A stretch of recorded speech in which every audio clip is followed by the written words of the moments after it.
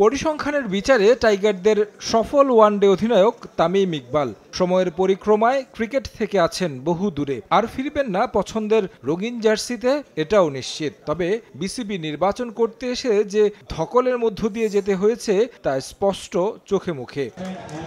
শুক্রবার ছুটির দিনেও ফুরসত নেই সাবেক ওয়ানডে অধিনায়কের। এদিন এসেছিলেন ক্যাফে উদ্বোধন করতে। আলোচনায় উঠে এলো ক্রিকেট প্রসঙ্গ।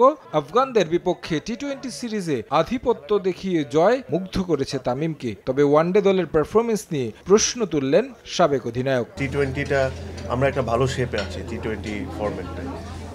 আই এম শিওর এই যে প্লেয়ারগুলোই খেলতেছে they all are capable players. এই ফরম্যাটে আপনি কিভাবে খেলবেন, they all are talented players. আমার কাছে মনে হয় যত তাড়াতাড়ি ওরা ফরম্যাটের হিসাবে খেলাটা যত তাড়াতাড়ি বুঝবে তত তাড়াতাড়ি এই সাকসেসটা আসা শুরু হবে। আবুধাবিতে আফগানিস্তানের কাছে ওয়ানডে সিরিজ হারের দ্বার প্রান্তে টিম টাইগার্স, অথচ এই ফরম্যাটটা বরাবরই পছন্দের ছিল বাংলাদেশের। তামিমের মতে দায়িত্ব নিতে হবে টপ অর্ডারকে, ভুলগুলো শুধরানোর কাজ নিশ্চয়ই করবেন কোচিং স্টাফ, সেই প্রত্যাশা তার। ওডিআই ফরম্যাটে এমন একটা ফরম্যাট যেখানে আপনার টপ 3 থেকে রান আসাটা খুব ইম্পর্টেন্ট হয়ে দাঁড়ায়।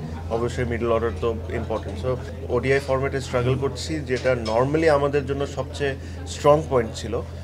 বাট আই এম শিওর এটা they will find the ways. Coach বলেন বা একটা ম্যানেজমেন্ট যখন ডিসকাস করে, ওই ডিসকাশনটা আসলে আমরা কেউ জানি না, বাইরের থেকে আমরাও জানি না, মিডিয়াও জানে না। তাদের একটা সেটস অফ প্ল্যান থাকে, এই কারণেই তাদেরকে ওখানে আনা। ওদেরকে ওই বিশ্বাসটাও আমাদের করতে হবে যে they will take us in the right way.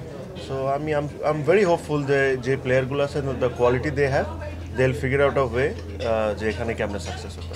সবশেষ ওয়ানডেতে বাংলাদেশের 18 ম্যাচে জয়ের সংখ্যাটা মাত্র 5। তামিমের প্রত্যাশা সময়ের সঙ্গে এই দলটাই ভালো করবে ওয়ানডে ফরম্যাটে। তারেক হাসান শিমুল, সময় সংবাদ, ঢাকা।